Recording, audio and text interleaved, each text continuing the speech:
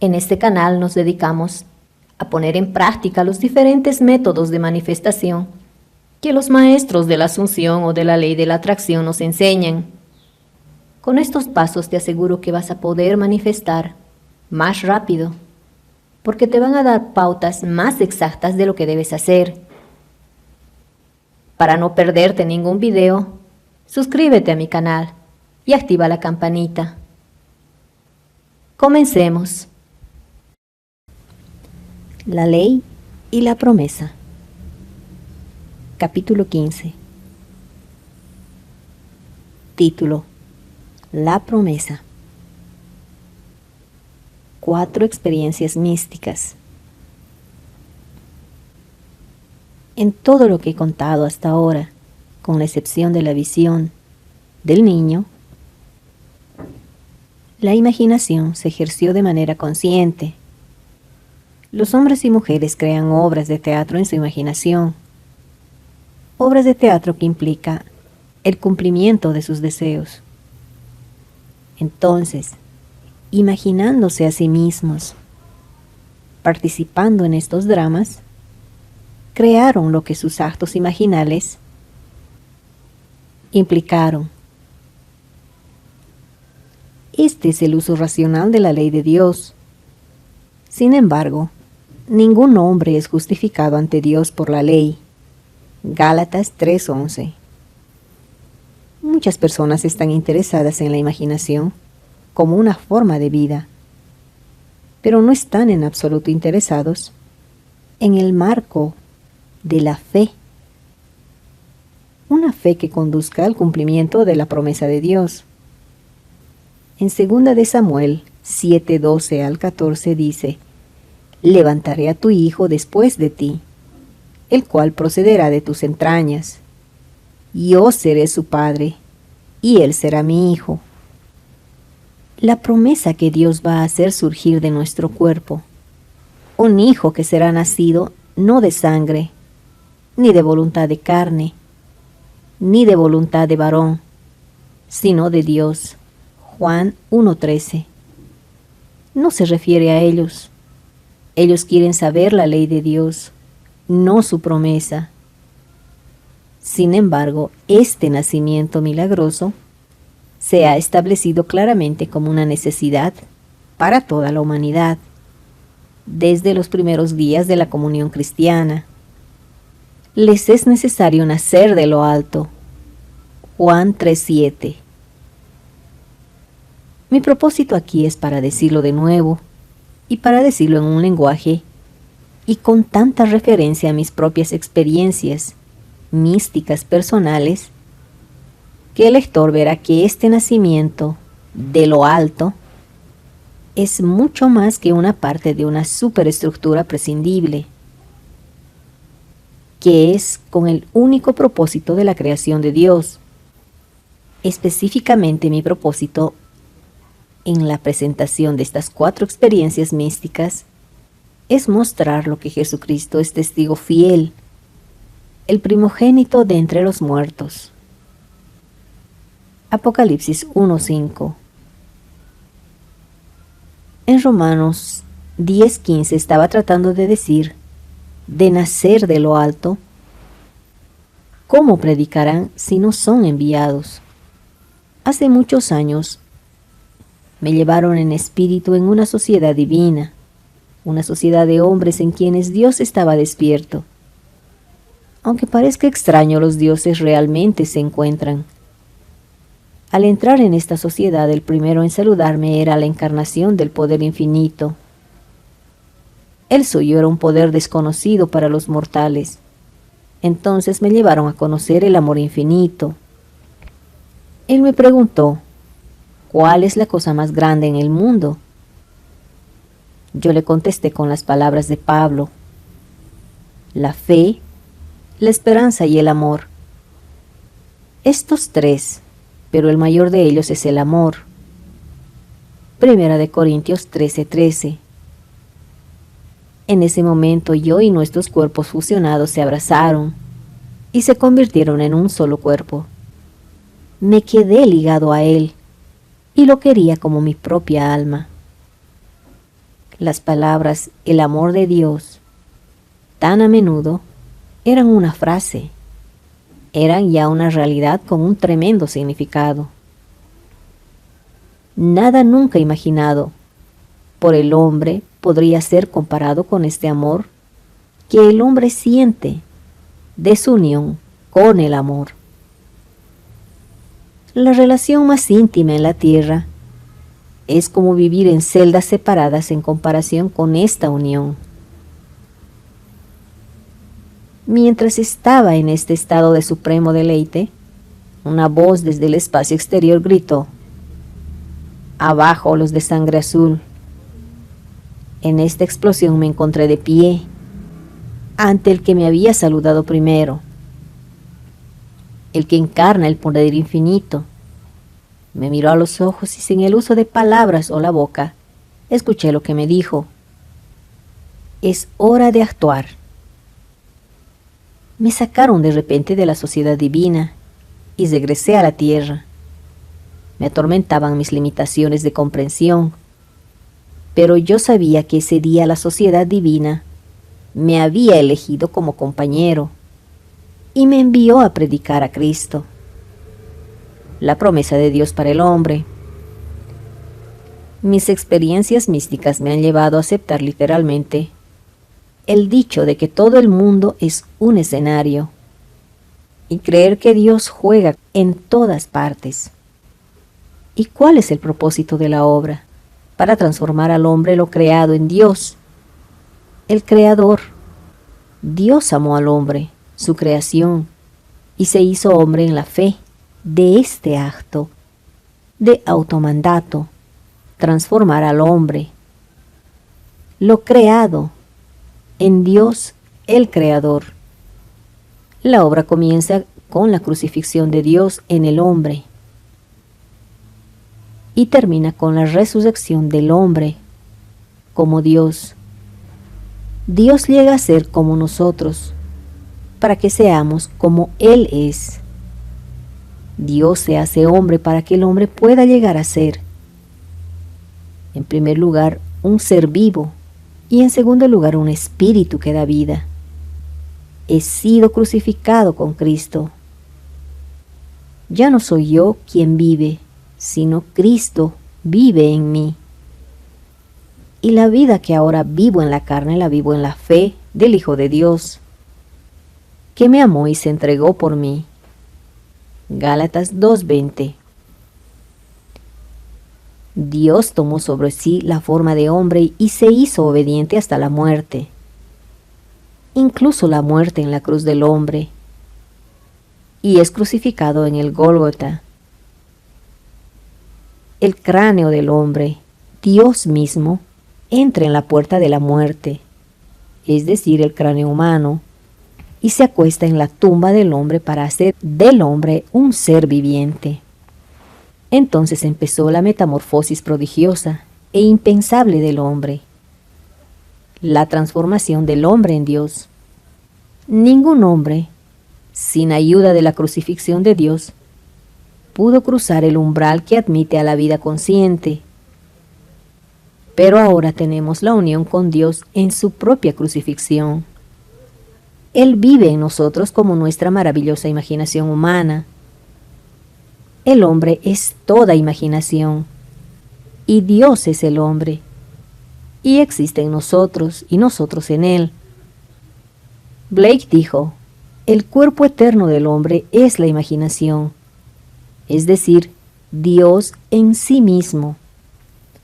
Cuando Él se levanta en nosotros, seremos semejantes a Él, y Él será como nosotros. Entonces todas las imposibilidades se disolverán en nosotros, en ese toque de exaltación que su resurrección en nosotros impartirá a nuestra naturaleza. Aquí está el secreto del mundo.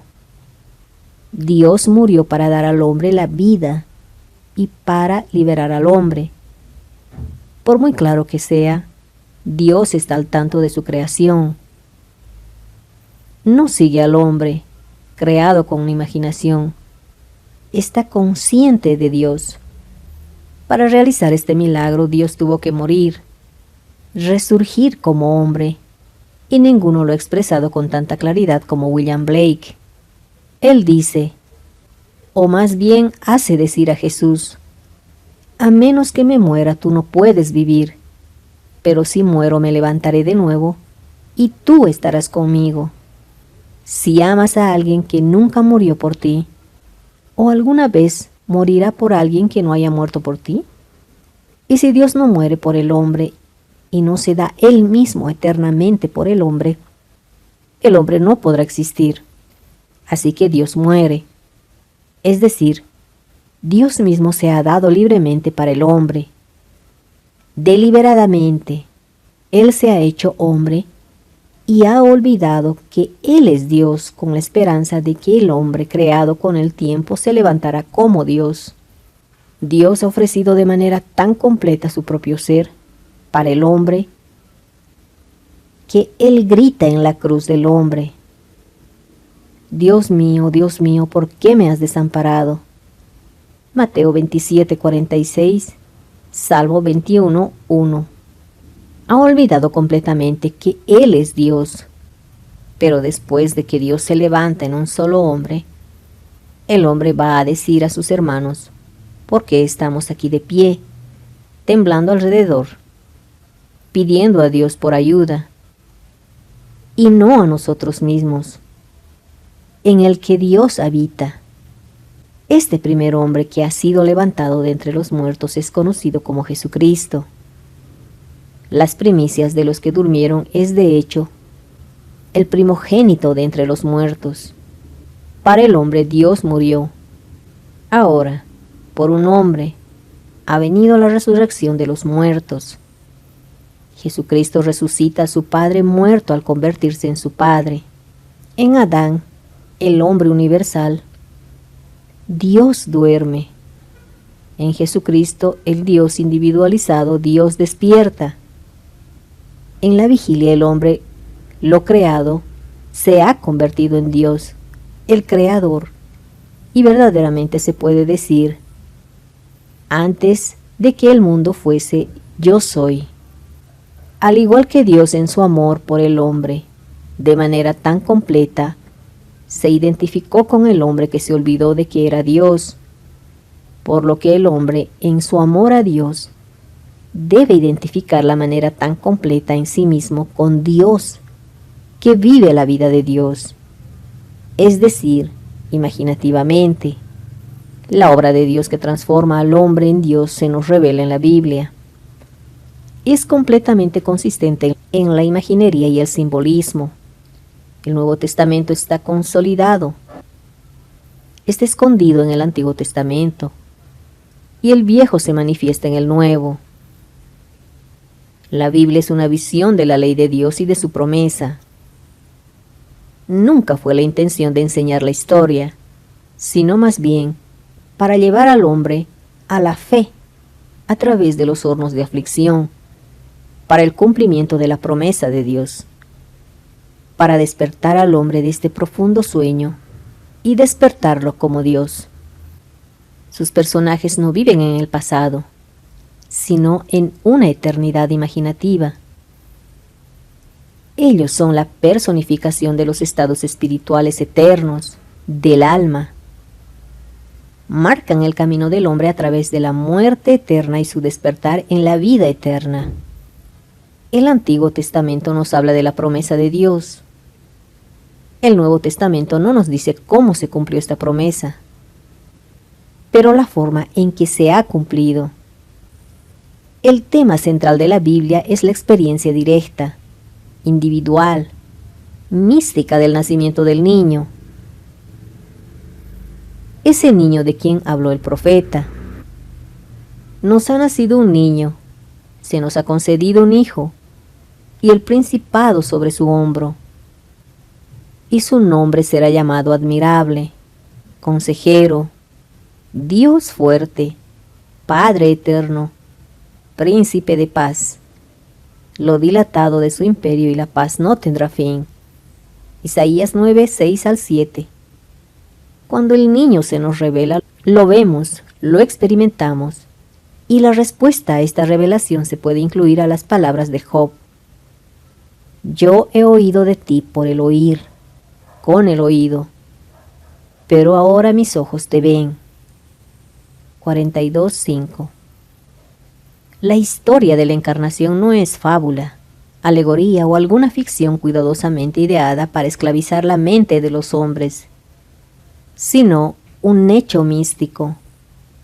Es una experiencia personal mística del nacimiento de uno, fuera del propio cráneo, simbolizado en el nacimiento de un niño envuelto en pañales y acostado en el piso.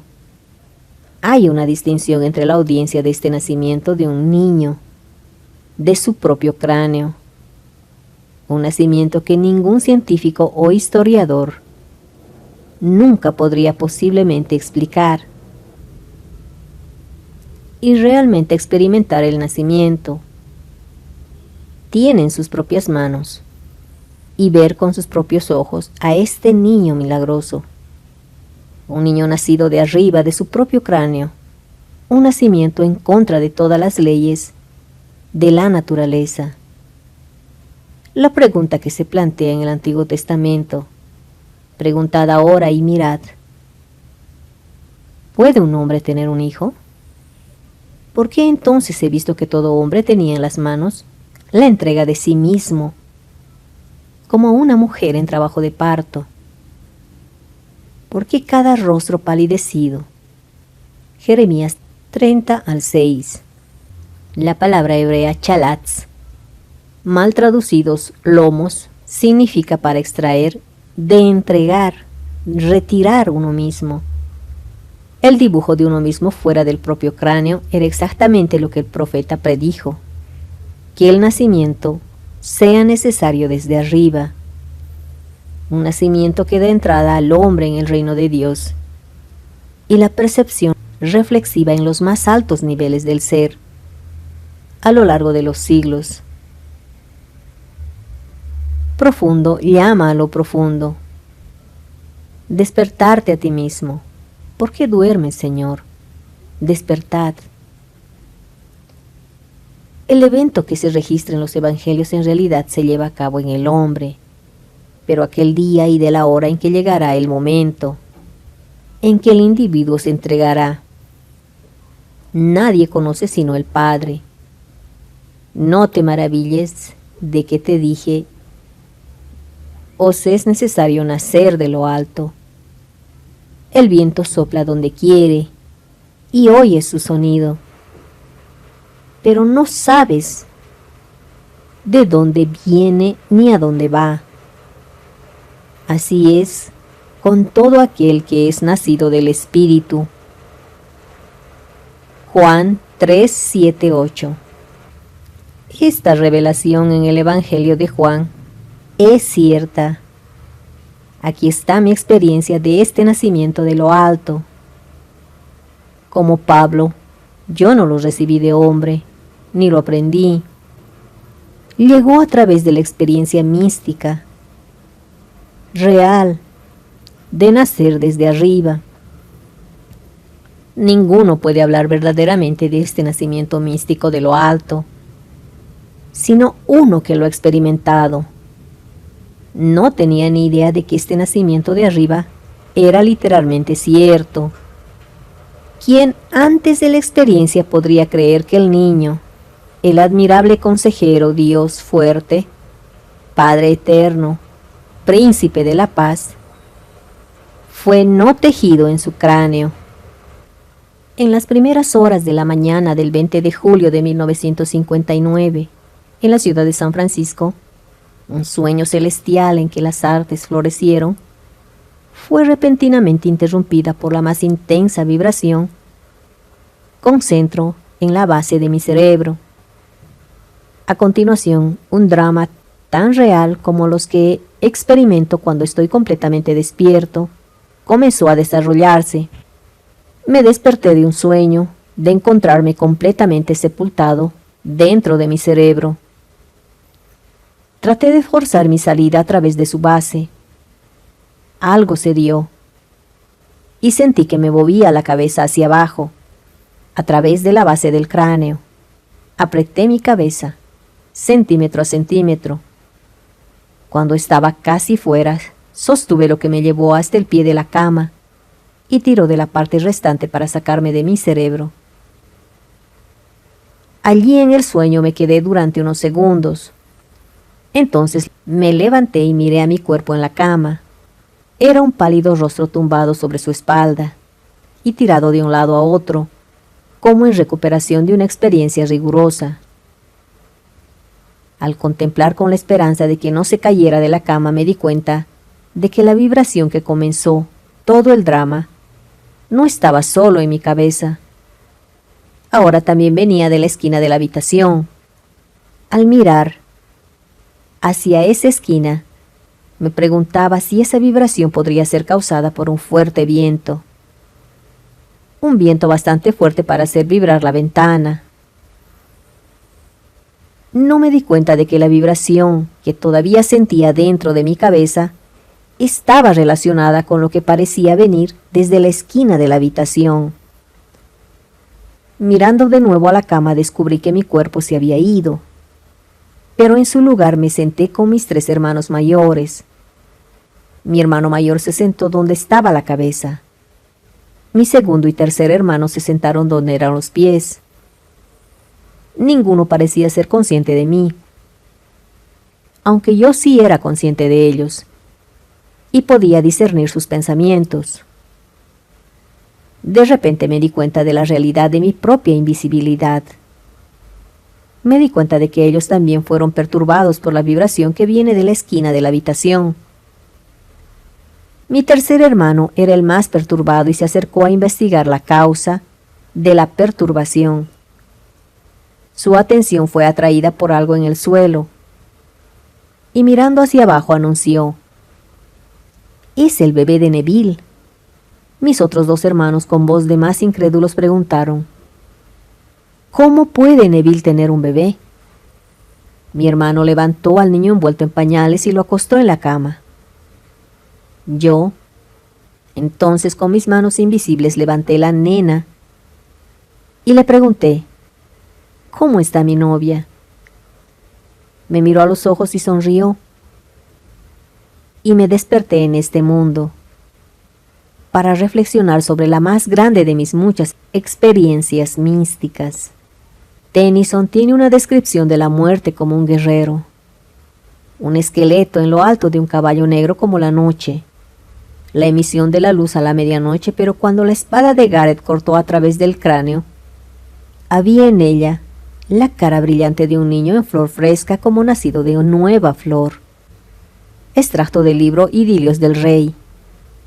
Otras 2 visiones que le dirán por qué confirman la verdad de mi afirmación de que la Biblia es un hecho místico, que todo lo escrito acerca del Hijo prometido en la ley de Moisés, en los profetas y los salmos, debe ser experimentado místicamente en la imaginación de la persona.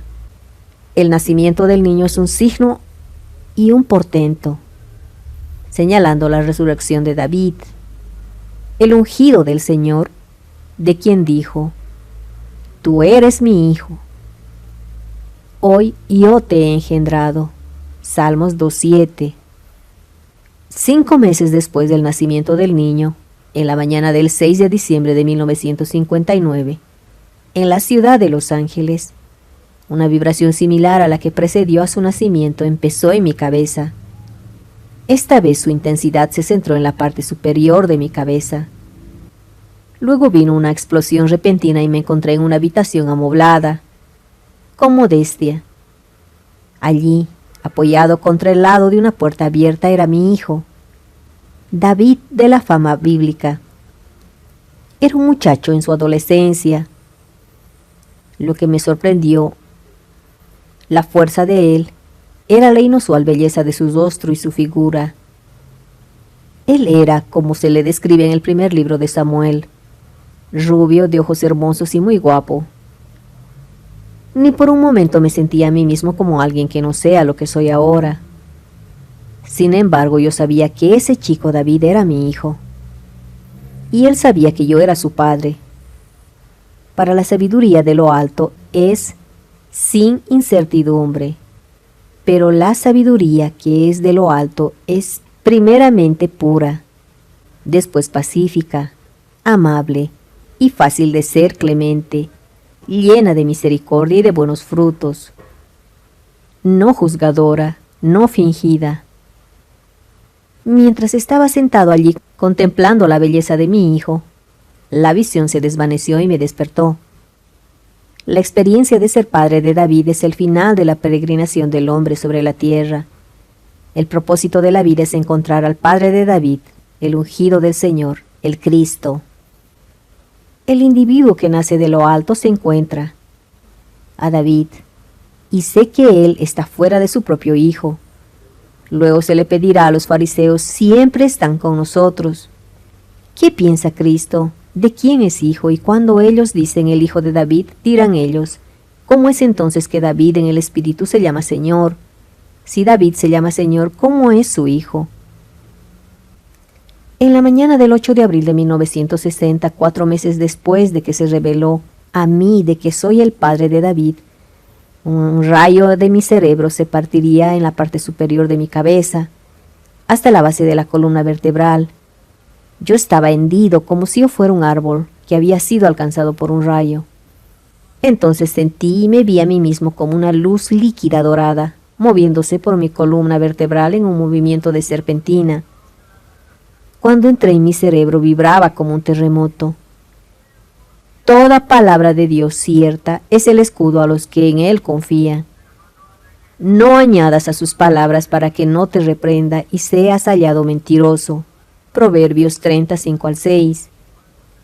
Y como Moisés levantó la serpiente en el desierto, así es necesario que el Hijo del Hombre sea levantado. Juan 3-14.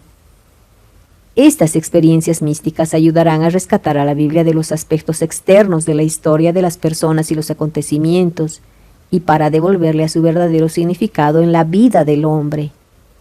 La Escritura debe cumplirse en nosotros. La promesa de Dios se cumplirá. Usted tendrá estas experiencias. La promesa todavía está madurando a su tiempo.